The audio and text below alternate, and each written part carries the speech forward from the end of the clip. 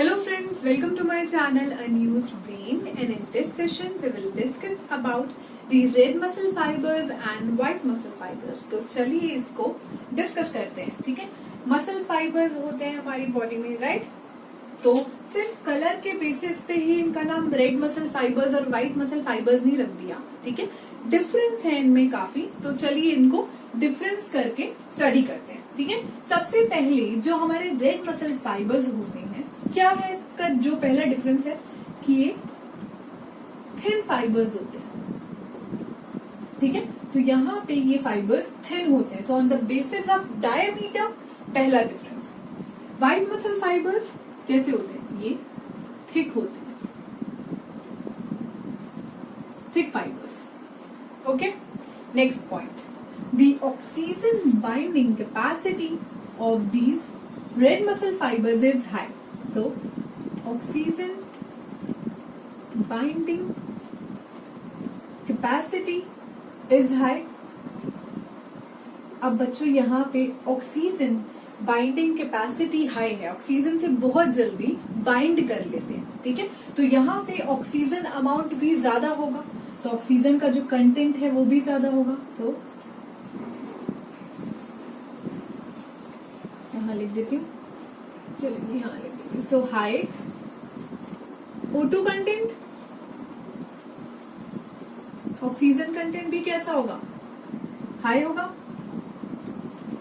But in this case white muscle fibre, यहाँ पे oxygen binding capacity काफी लो होती है. ठीक है, तो यहाँ पे O2 binding capacity is low. तो यहाँ पे ऑक्सीजन कंटेंट भी क्या होगा? कम होगा. ठीक है, सो लो O2 कंटेंट, ये हो गया इनका दूसरा डिफरेंस. ठीक है, oxygen binding capacity in red muscle fibres की ज्यादा होती है. ठीक है, नेक्स्ट पॉइंट. जो रेड मसल फाइबर्स होते हैं इनमें जो मायोग्लोबिन कंटेंट होता है वो ज्यादा होता है. So myoglobin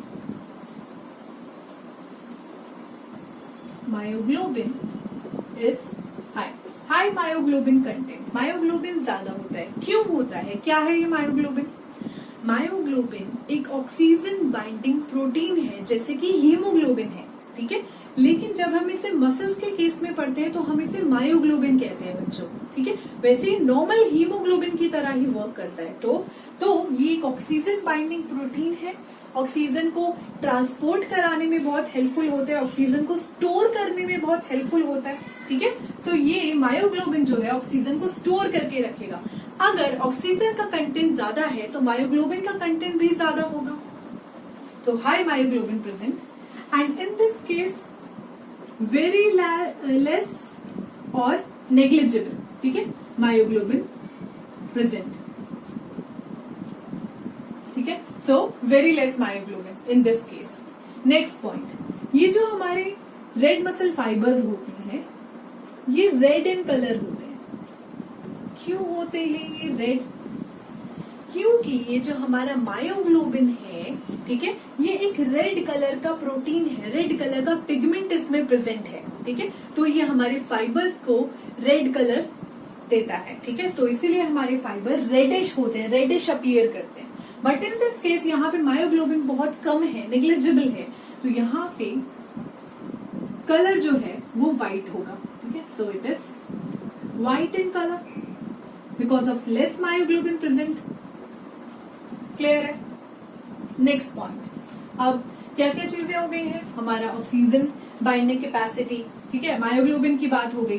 now mitochondria. ठीक है, माइटोकॉन्ड्रिया भी होता है मसल में. ठीक है, मसल फाइबर में. तो यहाँ पे माइटोकॉन्ड्रिया का जो अमाउंट होता है वो ज्यादा होता है. सो हाई माइटोकॉन्ड्रिया प्रेजेंट. बहुत सारे माइटोकॉन्ड्रिया यहाँ पाए जाते हैं. But in this case it contain low mitochondria और लेस माइटोकॉन्ड्रिया.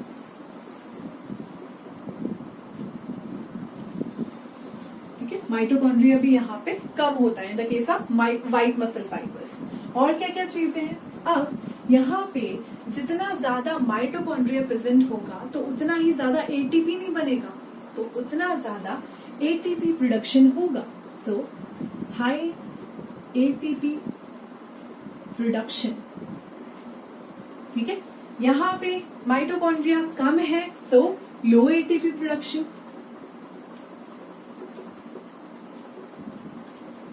एटीपी प्रोडक्शन लो होगा। नेक्स्ट पॉइंट, अब हाई एटीपी प्रोडक्शन यहाँ पे हो रहा है, तो किस टाइप का ग्लाइकोलिसिस यहाँ पे होगा और रेस्पिरेशन यहाँ होगा, तो यहाँ पे एरोबिक ब्रेकडाउन होगा ग्लूकोज का। Aerobic breakdown of glucose. बहुत सिंपल है इसका आंसर, ठीक है। इसका reason, aerobic breakdown of glucose यहाँ क्यों हो रहा है, क्योंकि सफिशिएंट है O2 सप्लाई। O2 सप्लाई बहुत बढ़िया चल रही है, एटीपी की प्रोडक्शन भी बहुत हाई है, इतना कुछ सच चाहिए नहीं, तो यहाँ पे एरोबिक ब्रेकडाउन ही चलता है ग्लूकोज का, ठीक है। एनारोबिकली शिफ्ट वहां नहीं करेगा, ठीक है। एक बात आप ध्यान में रख लो बच्चों, ये जो मसल सेल्स होती हैं ये फैकल्टेटिव एनारोब होती है। इसका मतलब क्या है फैकल्टेटिव एनारोब, ठीक है। एक बार मैं लिख देती हूँ, फैकल्टेटिव एनारोब होती है। क्यों होती है? नॉर्मली तो ये एरोबिकली वर्क करती है, ठीक है, लेकिन अगर रिक्वायरमेंट पड़े यानी कि ऑक्सीजन की सप्लाई अगर कम हो जाए तो ये एनारोबिकली भी वर्क करती हैं, जैसे कि व्हाइट मसल फाइबर्स में हम देख सकते हैं। तो इसलिए मसल सेल एक फैकल्टेटिव एनारोब होती है। क्लियर है? तो यहाँ पे हम इसको डिफ्रेंशिएट कर सकते हैं, ये एरोबिक ब्रेकडाउन करता है ग्लूकोज का, और यहाँ पे ये बेचारा क्या करेगा, ये एनएरोबिक ब्रेकडाउन करेगा। Anaerobic breakdown of glucose. Now glycogen की बात करते हैं। यहाँ पे रेड मसल फाइबर्स में ग्लाइकोजन जो होता है वो बहुत कम अमाउंट में स्टोर्ड होता है, so less amount of glycogen और less glycogen. Why less glycogen? भाई सब ज्यादा है और ग्लाइकोजन कम है, क्यों? क्योंकि ग्लाइकोजन, जैसे कि आपने मेरे लास्ट सेशन में देखा था कि ग्लाइकोजन को तोड़ के मसल सेल में ग्लूकोज बनाते हैं, ठीक है, और उससे क्या करते हैं हम एनारोबिकली वर्क करवा के एटीपी निकलवाते हैं, राइट। बहुत एटीपी प्रोडक्शन है, बहुत ऑक्सीजन है, ठीक है, अच्छे से भाई खा पी रहा है, एरोबिकली वर्क कर रहा है, तो क्यों जरूरत पड़ेगी ग्लाइकोजन की? सो इसलिए it contain less amount of glycogen inside it and they have more glycogen, क्योंकि ये वर्क करते हैं एनारोबिकली, ठीक है। तो एनारोबिकली वर्क करेंगे तो ज्यादा से ज्यादा ग्लाइकोजन की जरूरत पड़ेगी। अगर एटीपी की बाई चांस जरूरत पड़ गई तो कहां से आएगा? इस ग्लाइकोजन के ब्रेकडाउन से ही एटीपी आएगा, ठीक है, लैक्टिक एसिड के पाथवे में घुस के, कोरीज साइकिल, ठीक है। ये हो गया। नाउ नेक्स्ट पॉइंट क्या है हमारा?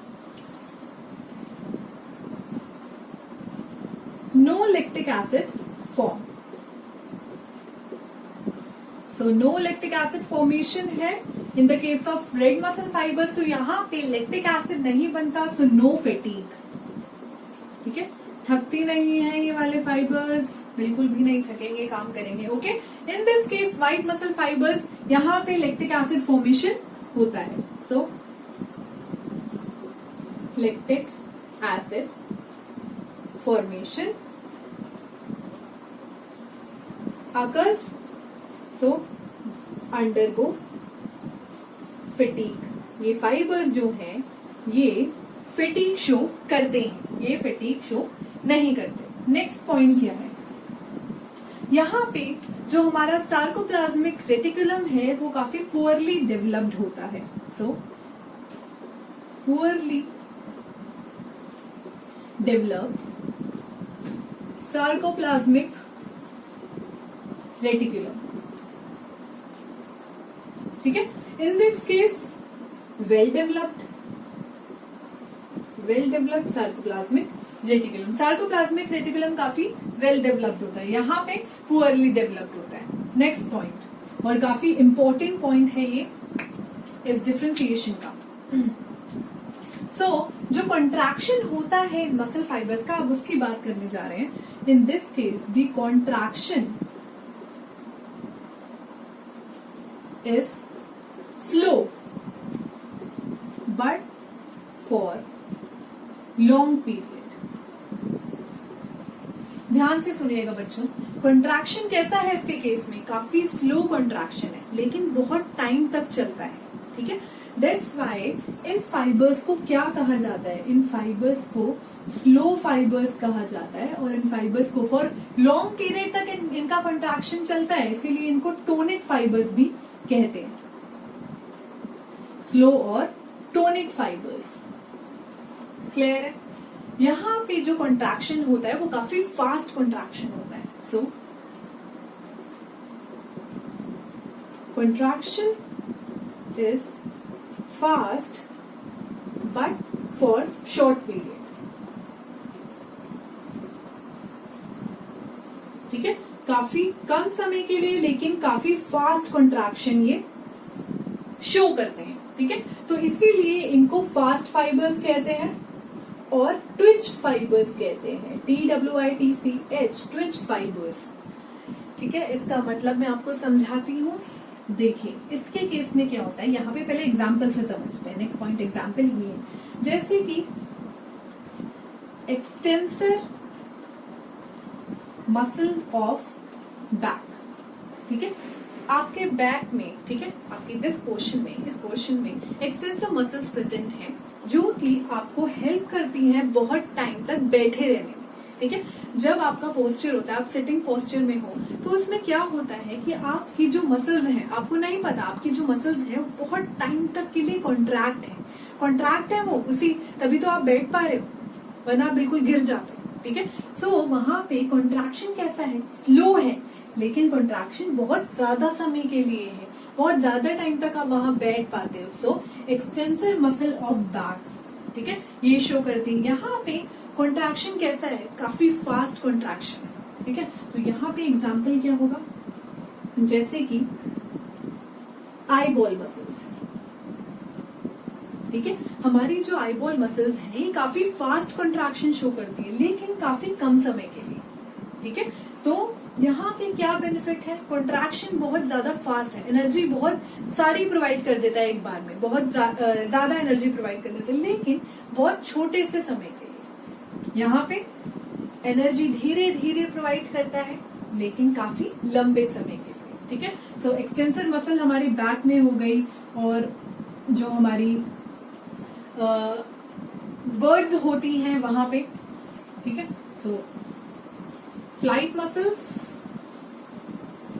ऑफ बर्ड्स, ठीक है। सो बर्ड्स की जो फ्लाइट मसल्स होती हैं वो कैसे आसमान में उड़ पाती है, जैसे कि बहुत ऊंचा जो उड़ने वाली कुछ बर्ड्स होती हैं, वल्चर हो गए, ईगल हो गए, ठीक है, ये कैसे हवा में रह पाते हैं बहुत टाइम के लिए, क्योंकि उनकी जो फ्लाइट मसल्स होती हैं वो बहुत टाइम के लिए कॉन्ट्रैक्टेड रह सकती हैं, बहुत लॉन्ग पीरियड के लिए, ठीक है। और कॉन्ट्रैक्शन कैसे है, काफी स्लो कॉन्ट्रैक्शन की वहां जरूरत है। इन this case the thigh muscles of frog,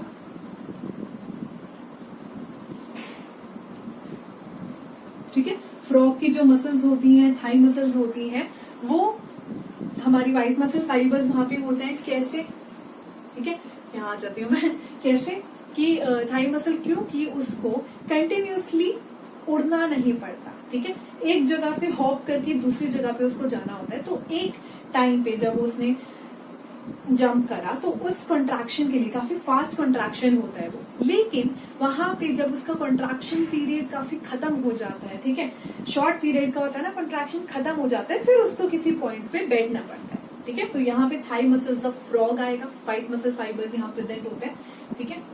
तो ये था डिफरेंस रेड मसल फाइबर्स और व्हाइट मसल फाइबर्स में, ठीक है। अब देख लीजिए, थिन फाइबर्स होते हैं, ये हमारे थिक फाइबर्स होते हैं, ऑक्सीजन बाइंडिंग कैपेसिटी ज्यादा होती है, इनकी कम होती है। मायोग्लोबिन कैसा होता है, हाई होता है यहाँ पे, वेरी लेस और negligible, red in colour because of myoglobin, ठीक है, व्हाइट इन कलर। माइटोकॉन्ड्रिया कैसा होता है, माइटोकॉन्ड्रिया काफी हाई होता है, यहाँ पे कम होता है, ठीक है। माइटोकॉन्ड्रिया, मोर माइटोकॉन्ड्रिया प्रेजेंट और लेस माइटोकॉन्ड्रिया। एटीपी प्रोडक्शन ज्यादा होगा ऑब्वियसली इसके केस में कम होगा, ठीक है। और एरोबिक ब्रेकडाउन ग्लूकोज का, यहाँ पे एन एरोबिक ब्रेकडाउन ग्लूकोज का। ग्लाइकोजन कैसा, कम ग्लाइकोजन, यहाँ पे ज्यादा ग्लाइकोजन।